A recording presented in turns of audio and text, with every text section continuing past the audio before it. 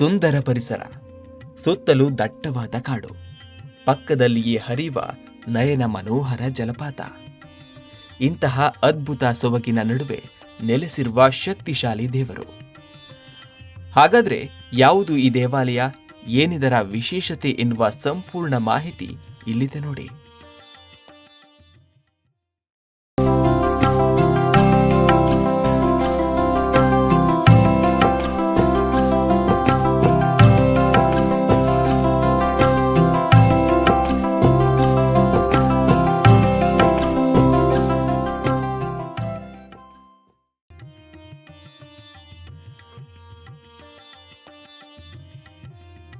ದಿಡಗಿನ ಬಸವೇಶ್ವರ ದೇವಾಲಯ ಬಾಗಲಕೋಟೆ ಜಿಲ್ಲೆಯ ಇಳಕಲ್ ತಾಲೂಕಿನ ದಮ್ಮೂರ ಗ್ರಾಮದ ಶ್ರೀ ದಿಡಗಿನ ಬಸವೇಶ್ವರ ದೇವಸ್ಥಾನ.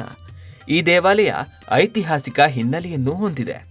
ದಿಡಗಿನ ಬಸವೇಶ್ವರ ದೇವಸ್ಥಾನದ ಹೆಸರು ಬರಲು ಮುಖ್ಯ ಕಾರಣ ಬೆಟ್ಟದ ಮೇಲಿಂದ ಹಾಗೂ ಆಲದ ಮರದ ಮಧ್ಯದಿಂದ ನೀರು ಬಸವಣ್ಣನ ಮೇಲೆ ದಿಂಡಿನ ರೀತಿಯಲ್ಲಿ ಬೀಳುತ್ತಿತ್ತು.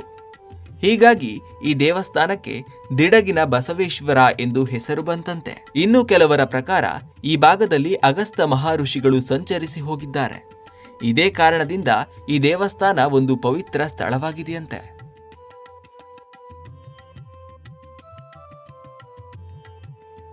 ಬೆಟ್ಟದ ಮೇಲಿನಿಂದ ಹರಿದು ಬರುವ ನೀರು ಸಸ್ಯ ವನಸ್ಪತಿ ಗಿಡಗಳ ಮಧ್ಯೆ ಹರಿದು ಬರುವ ಕಾರಣ ಈ ನೀರು ಮೈಮೇಲೆ ಬಿದ್ದರೆ ಯಾವ ರೋಗ ರುಜಿನಗಳು ಬರುವುದಿಲ್ಲ ಎಂದು ಇಲ್ಲಿನ ಜನರು ನಂಬುತ್ತಾರೆ. ಹಾಗೂ ಈ ದೇವಾಲಯದಲ್ಲಿ ಹಲವಾರು ಪವಾಡಗಳು ನಡೆದಿದ್ದು, ಕುಷ್ಠರೋಗ, ಚರ್ಮ ರೋಗಕ್ಕೆ ಈ ನೀರಿನಲ್ಲಿ ಸ್ನಾನ ಮಾಡಿದರೆ ವಾಸಿಯಾಗುತ್ತದೆ ಎಂಬುದು ಈ ಭಾಗದ ಜನರ ನಂಬಿಕೆ. ಇದಿಷ್ಟೇ ಅಲ್ಲದೆ ಇಲ್ಲಿ ಬೇರೆ ಯಾವ ದೇವಾಲಯದಲ್ಲಿಯೂ ಕಾಣದ ಇನ್ನೊಂದು ವಿಶೇಷತೆ ಇದೆ. ಅದೇನೆಂದರೆ, ಸಾಮಾನ್ಯವಾಗಿ ಈಶ್ವರ ದೇವಾಲಯಗಳಲ್ಲಿ ಶಿವನ ಮೂರ್ತಿಯ ಮುಂದೆ ಬಸವಣ್ಣನ ಮೂರ್ತಿ ಇರುತ್ತದೆ. ಆದರೆ ಈ ದಿಡಗಿನ ಬಸವೇಶ್ವರ ದೇವಸ್ಥಾನದಲ್ಲಿ ಬಸವಣ್ಣನ ಮೂರ್ತಿಯ ಮುಂದೆ ಈಶ್ವರನ ಮೂರ್ತಿ ಇದೆ.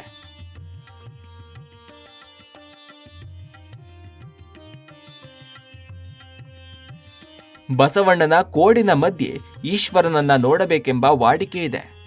ಆದರೆ ಈಶ್ವರನ ತಲೆಯ ಮೇಲಿಂದ ಇಲ್ಲಿ ಬಸವಣ್ಣನನ್ನ ಕಾಣಬಹುದಾಗಿದೆ.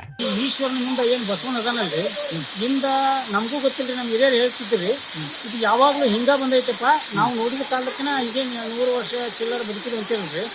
ಅವ್ರ ಹೇಳ್ತಿದ್ರಿ, ನಮ್ಗೆ ನೆನಪಿಲ್ರಿ, ಇದು ಬಸವಣ್ಣ ಈಶ್ವರನ ಮುಂದೆ ಎಲ್ಲ ಕಡೆಗೂ ಬಸವಣ್ಣ ಮುಂದೆ ಈಶ್ವರ ಇರ್ತಾನ್ರಿ, ಈಶ್ವರನ ಮುಂದೆ ಬಸವಣ್ಣ್ರಿ. ಇಲ್ಲೇ ಬಸವಣ್ಣನ ಬಸವಣ್ಣ ಮುಂದೆ ಈಶ್ವರ ಇರೋದ ವಿಶೇಷರಿ.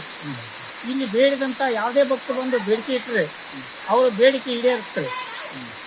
ತುಂಬ ಜನ ಈಡೇರಿದಂಥ ಭಕ್ತಾದಿಗಳು ತಮ್ಗೆ ಏನೇನು ಇದು ಆಗುತ್ತೆ ರೀ, ಅದನ್ನ ಇಲ್ಲಿ ದೇವಸ್ಥಾನಕ್ಕೆ ಕೊಡುಗೆ ಕೊಟ್ಟಿದ್ದಾರೆ.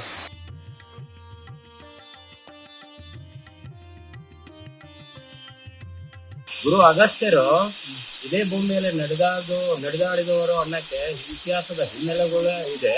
ವಾತಾಪಿ ಮತ್ತು ಇಳುವಲ ರಾಕ್ಷಸನನ್ನು ಕೊಲ್ಲೋದಕ್ಕೆ ವಾತಾಪಿಗೆ ಬಂದ. ಬರುವಾಗ ಮತ್ತು ಹೋಗುವಾಗ ಎರಡೂ ಟೈಮಲ್ಲಿ ಇದೇ ಭೂಮಿಯಿಂದ ನಡೆದಾಡಿದ್ದಾನೆ. ಅದಕ್ಕೋಸ್ಕರ ಇದು ಪವಿತ್ರವಾದ ಭೂಮಿ.